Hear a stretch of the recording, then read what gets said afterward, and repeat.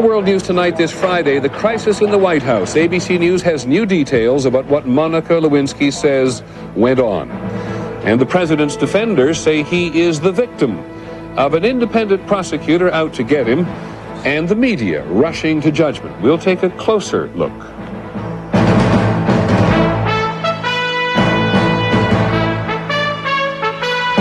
From ABC News World Headquarters in New York, Friday, January 23rd. This is World News Tonight with Peter Jennings. Good evening. The White House crisis pretty much dominates the news again tonight. The president's crisis team has spent the day trying to figure out the best way for him to defend himself against charges of illicit sex and cover-up. Throughout the country, people are sad or angry, frustrated, fed up. There's enormous pressure on Mr. Clinton to explain himself. Today, someone with specific knowledge of what it is that Monica Lewinsky says really took place between her and the president has been talking to ABC's Jackie Judd. The source says Monica Lewinsky claims she would visit the White House for sex with Mr. Clinton in the early evening or early mornings on the weekends, when certain aides who would find her presence disturbing were not at the office. According to the source, Lewinsky says she saved, apparently as a kind of souvenir, a navy blue dress with the president's semen stain on it. If true, this could provide physical evidence of what really happened. And what was Lewinsky told to say about the affair after receiving a subpoena from lawyers for Paula Jones? Our source says Lewinsky claimed that while President Clinton and Vernon Jordan never used the word lie, they did say to deny the affair because there would never be any proof if both parties denied it. When Lewinsky asked what happens if there is evidence of an affair, she allegedly was told to just say it's not you. ABC News has obtained documents which confirm that Lewinsky made efforts to stay in contact with the president after she left the White House. These are bills from a courier service, which Lewinsky used at least 7 times between October the 7th and December the 8th for deliveries from her Pentagon office to the White House. The packages were sent to the Southwest Gate with a contact number for Betty Currie, the president's personal secretary. One source tells ABC News the packages contained love letters. Another package sent to Vernon Jordan's law firm, we are told, contained a list of jobs that Lewinsky would be interested in. Jordan yesterday admitted he tried to help her find work. Lewinsky, we are told, remains here inside her Washington apartment. Her attorney, William Ginsburg, today accused investigators from independent counsel Ken Starr's office of putting the squeeze on Lewinsky to win her cooperation. After he had the wire material, he lured Miss Lewinsky to the Ritz-Carlton Hotel in Pentagon City, and with the help of 4 or 5 FBI agents and 3 or 4 U.S. attorneys, managed to detain her, although she was technically free to go, for 8 or 9 hours without an attorney. Starr's office denies any wrongdoing, but more importantly, both sides now seem ready to move on. We've learned, Peter, that tomorrow Starr and Ginsburg will meet about cutting a deal and getting Monica Lewinsky to cooperate in this criminal investigation. Thanks very much, Jackie Judd, in Washington tonight. While the lawyers and certainly reporters have been focused on the allegations of illicit sex and allegations that Monica Lewinsky was encouraged to lie on the president's behalf, and these are still allegations we are dealing with, the president's staff has been trying to wrench the country's attention back to his political agenda. Sam Donaldson is at the White House tonight. Sam, it hasn't been easy for him, right? Not at all, Peter. The president and his political advisors have been trying to devise a strategy to get out front on this story before it completely overshadows his State of the Union address next Tuesday. But his legal advisors have urged him to wait. And tonight, it appears they have won the argument. Mr. Clinton held a previously scheduled cabinet meeting to review the year ahead, then sent 4 cabinet members out to report that he told them the allegations are untrue, that we should stay focused on our jobs, and that he will be fine. But reporters wanted to know how the focus can be on work, with this story hanging in the air. And I think the American public would be appalled if they thought that we weren't doing our jobs, do we? Some portion of the American public seems to be appalled by the accusations that the president may have been involved with a young woman. I think the American people would be appalled if we weren't doing our jobs. The debate over what would appall people the most soon ended after the cabinet members were pressed to individually state whether they believe the president. Yes. I believe that the allegations are completely untrue. I'll second that. And it was left to presidential spokesman Mike McCurry to bring things back to reality. I think the American people are trying to wonder about, what's going on here. They want to know what the president has to say on it. I think the president wants to tell them. I think at the proper time he will. For a while today, a plan was being considered for the president to sit down with a reporter or a small group of reporters before next Tuesday. But the president's lawyers argued vehemently that it was dangerous for the president to speak up before the facts were checked and assembled. And if he had said something that subsequently would have been proved to be untrue, that would have been worse.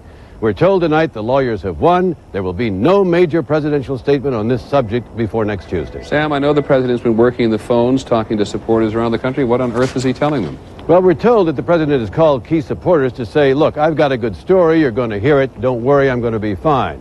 I'm also told by people not in the White House, may I emphasize, that part of the strategy is going to be not only to attack this young woman's veracity, but to attack her character. Okay, Sam, thanks very much. Sam Donaldson at the White House tonight. The president and Monica Lewinsky, the young woman, are getting all the attention, of course, but there are others. What about Mrs. Clinton? Hillary Clinton once again finds herself in a situation where her husband's fidelity is being questioned in front of the entire world, and once again, it looks like she will be his champion. ABC's Linda Douglas is standing by in Washington. Linda. Well, sources close to the First Lady tell ABC News that Mrs. Clinton is handling these latest allegations with steely resolve. One described her as being in full battle regalia, determined to beat back the crisis by fiercely defending her husband. It is my pleasure and honor to introduce the First Lady of the United States. Only hours after this latest scandal erupted, the Clintons were out putting up a united front. But for Mrs. Clinton, it may have been like a scene from a recurring nightmare in which she is forced to fight charges that her husband is a womanizer, as she has done before. Our marriage is a strong marriage. We love each other. We support each other. When the Monica Lewinsky charges surfaced, Mrs. Clinton lashed out in a radio interview. It is difficult and painful anytime someone you care about, you love, you admire, is attacked. ABC News has learned that Mrs. Clinton is consulting and calling a close circle of friends and advisors, trying to develop a strategy. Now, there was some talk about her taking some kind of bold move, perhaps making a public statement, but no final decisions have been made. Peter? Well, Linda, there's opportunity, isn't there? Because wasn't she scheduled to go out next week and talk about child care? That's exactly right. She was going to be the White House front person on child care. Friends speculate that she'll still do that, and one told me she is determined not to be pitied. Okay, thanks very much. Linda Douglas in Washington tonight. So what about one of the men who is driving this investigation? Is it a truth-seeking mission or a witch hunt? We'll take a closer look at Kenneth Starr when we come back. This is World News Tonight with Peter Jennings. Brought to you by Cotton Incorporated. Here, do something. So you guys are having spaghetti for dinner?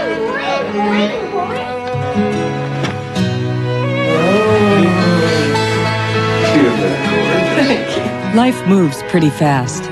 Sometimes you have to tell yourself, stop. Look around.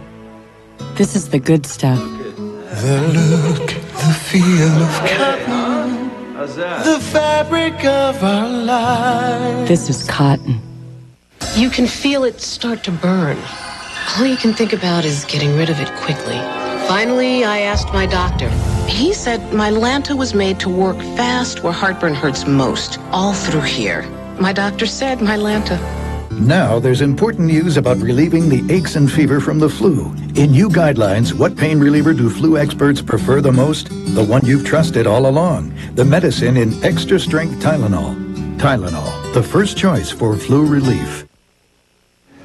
Tonight we're going to take a closer look at a couple of the accusations which some of the president's most ardent supporters have made. They say that Mr. Clinton is being victimized by the independent counsel, Kenneth Starr, who is a Republican out to get him, they say. They also say the media is leading the public to judge him guilty without waiting for the facts to come in. First, Mr. Starr.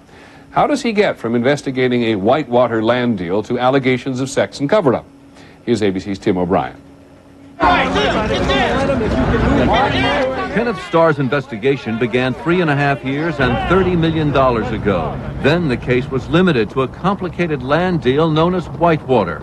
But with court approval, it has been expanded repeatedly to Webb Hubbell, then number 2 at the Justice Department, who Starr convicted of bilking clients while a lawyer years earlier in Arkansas, to improprieties at the White House Travel Office, misuse of FBI files, Vince Foster's suicide, and now to suggestions of obstruction of justice in the Lewinsky case.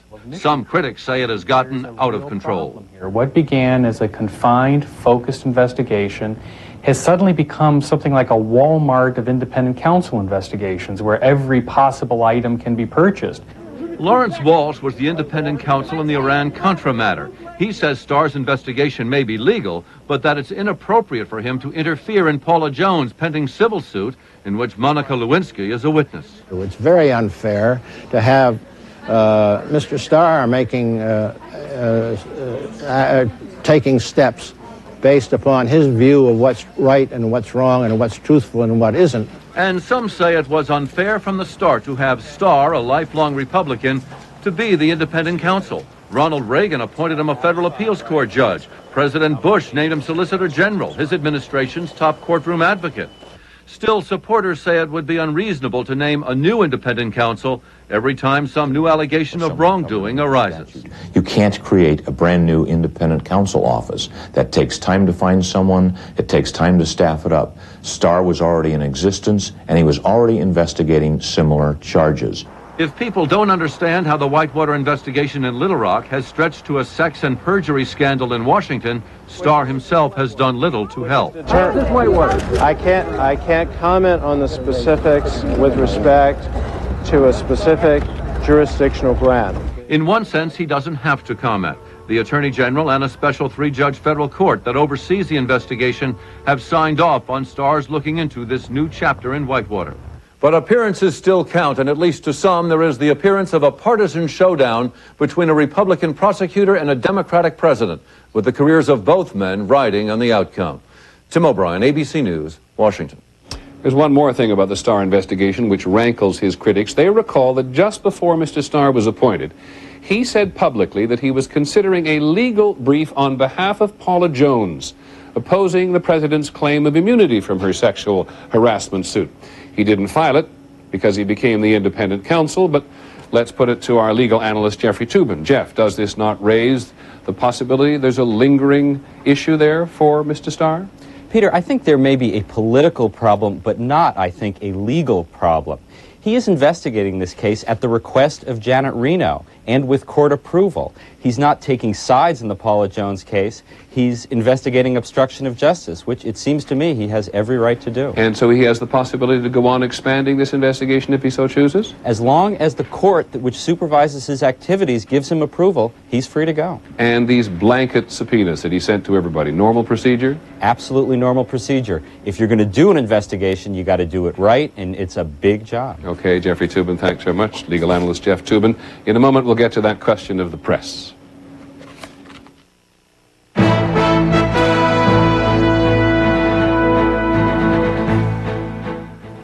Grandpa, can I marry you? Oh, honey, you're so young. I could never keep up with you. But Mom says that's why you can dad. Ensure is the #1 doctor-recommended supplement. It helps you stay healthy, active, energetic. As a snack or occasional meal, it's a source of complete, balanced nutrition. I'm sure you'll marry someone even more fun than me. Will you at least come to the wedding? Sure. I'll be there. Ensure, the #1 doctor-recommended supplement. Drink to your health.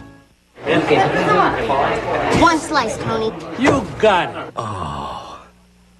2 extra large pepper, 1 with mushrooms, 2 for me. Bayer relieves the inflammation that can cause arthritis, pain, and stiffness. Tylenol can't. And taken regularly, only Bayer can help save your life by reducing the risk of a second heart attack. Ask your doctor. Bayer, powerful pain relief, and so much more. Also, try Extra Strength Bayer PM, the only nighttime aspirin. There's a somebody. In the last year, did you get married? Get unmarried? Change jobs? Change diapers? Lease a car? Sell a house? Start a business? End a career? Every time your life changes, so do your taxes. Shouldn't you have someone who can help you pay less or get back more? H&R Block. Someone to watch over me. Got a cup? Get your coffee made. So many choices. It's your cup, it's your call. So rich, so creamy. It takes your coffee from ordinary to extraordinary. Your cup, your coffee made. Introducing British Classics, a marriage of Victorian elegance and Caribbean soul. British Classics from Ethan Allen. The winter sale is on now. As for the media, this is a whole program by itself, we realize, but we know from just answering the phone around here that the amount of attention we are giving this story is at the very least debatable. Good evening. We begin tonight with the White House crisis. We in the news, as you can see, are devoting major time and resources to these events, but have we been carried away? Are we doing too much, and are we not being fair?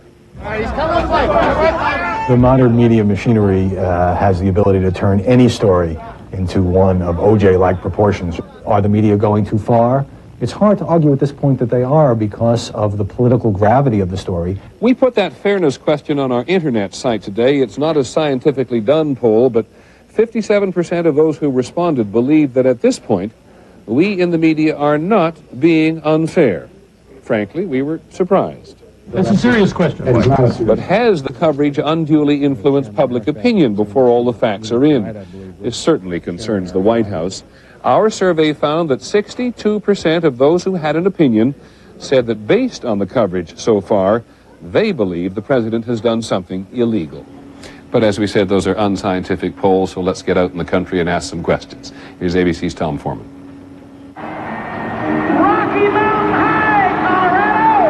At the National Western Stock Show in Denver, it is hard to find anyone who does not know about this latest presidential scandal, and easy to find opinions from those who have never trusted this president. I can't believe he's still in office after all the things he's pulled and that people still have any faith in Clinton.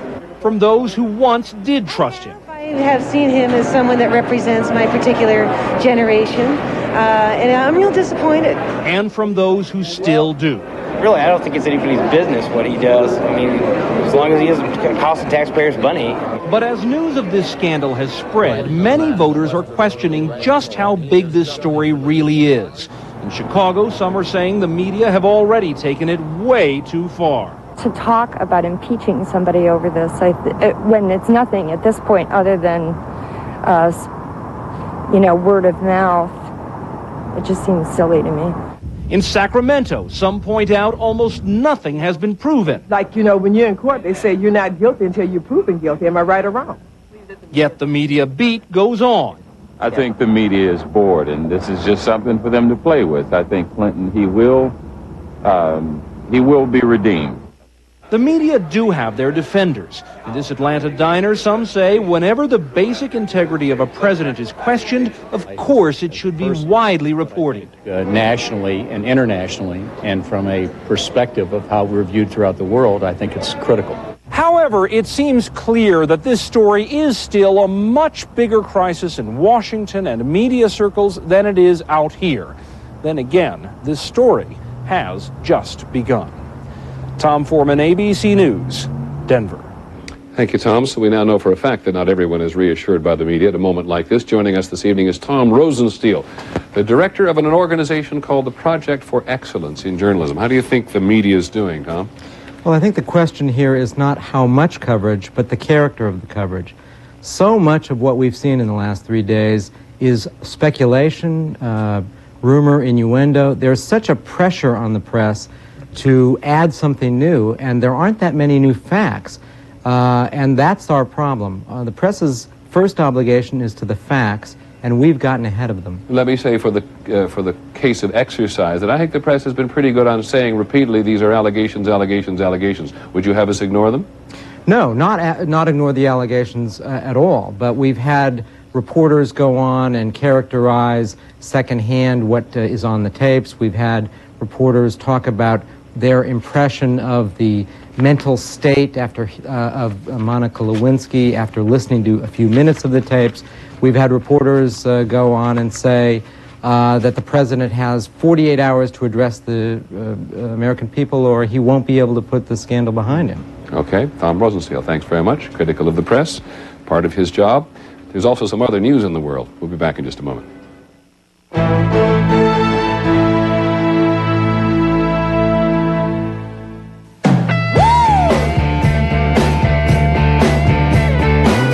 Do you like legs? Good, because right now at Red Lobster, a pound of hot, steaming snow crab legs is just $9.99.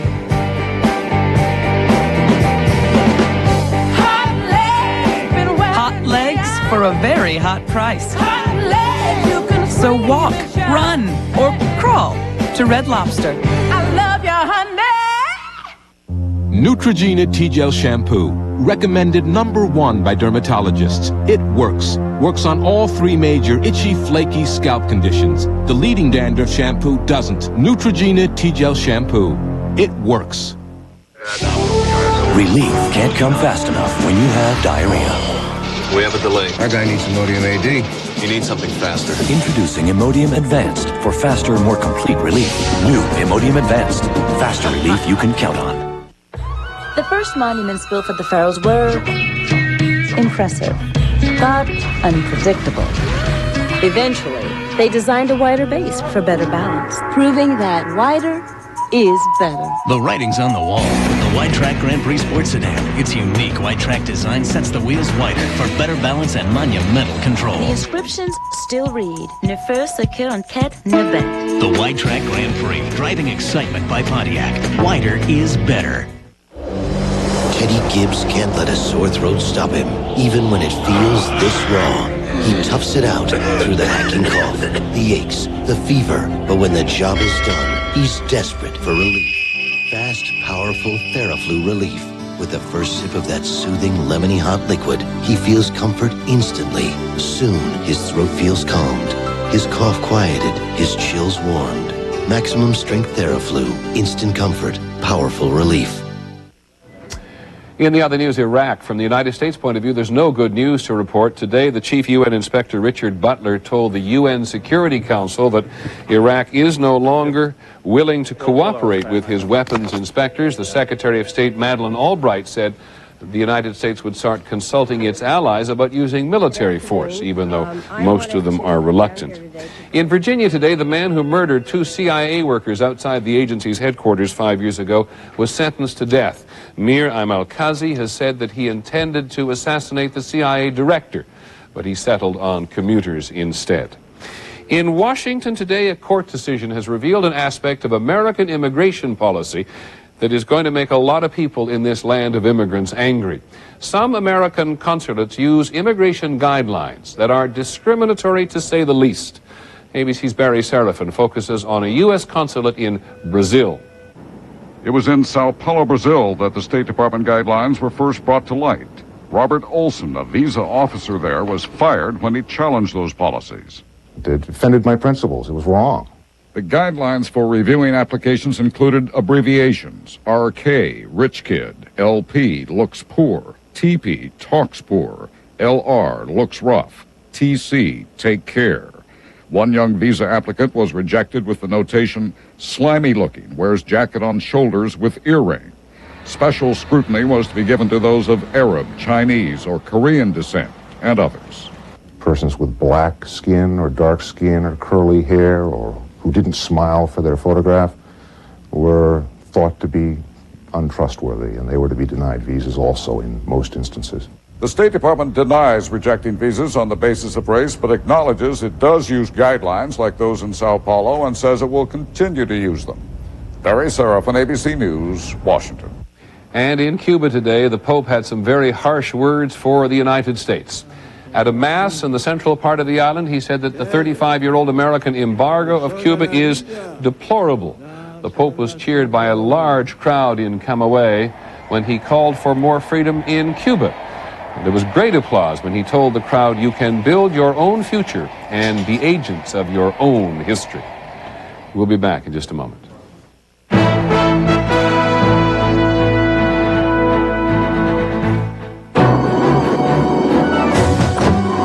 I'm lost and I'm starving. Come in. Here you go. Something to eat. Did you make this with vegetable oil? Oh, yes. Thanks, but I gotta watch what I eat. Eat healthier with Mazola 100% pure canola oil. It has half the saturated fat of vegetable oil and lets the great taste of your food come through. It's what you're looking for. I'm lost and I'm starving. Mazola canola, because your health really matters.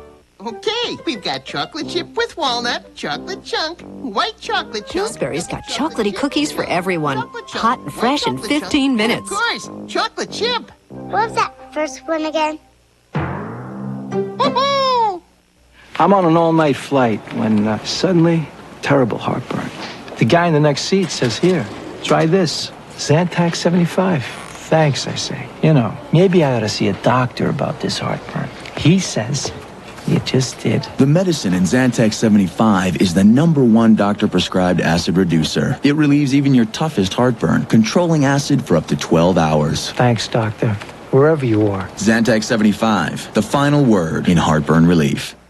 Nobody does it like you. To deep clean your carpet and upholstery, you can get a Hoover SteamVac Ultra and pay once. Or pay these guys Nobody every time. does it like you. There are cars that are built to appeal to your passionate side and your practical side. Chrysler Cirrus LXi. For the passionate, it has many standard luxury features that cost extra on Toyota Camry, like ABS, Air V6, leather-trimmed interior with an 8-way power driver's seat. And compared to Camry LE V6, Chrysler Cirrus is over $6,000 less. That's for your practical side. Chrysler, engineered to be great cars. On 2020 Friday, from the people who first brought you the news that shook the nation and the president, the latest on the crisis in the White House. Plus, the charge, murdering his girlfriend. The court said he was mentally incompetent and let him go.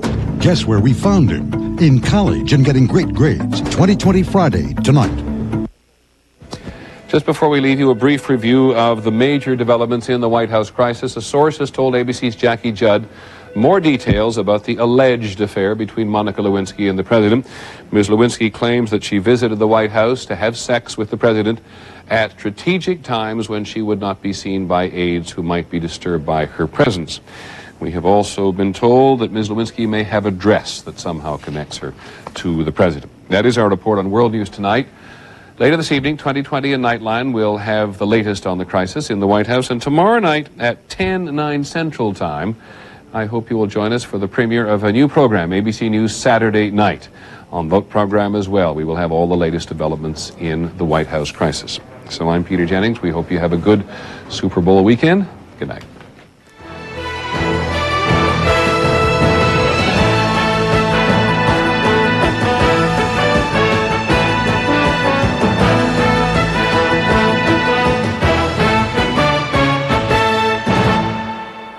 Stay with ABC News for the latest on the crisis in the White House as the big story continues to unfold. Watch ABC's World News Tonight with Peter Jennings, Monday. This has been a presentation of ABC News. More Americans get their news from ABC News than from any other source. ABC News.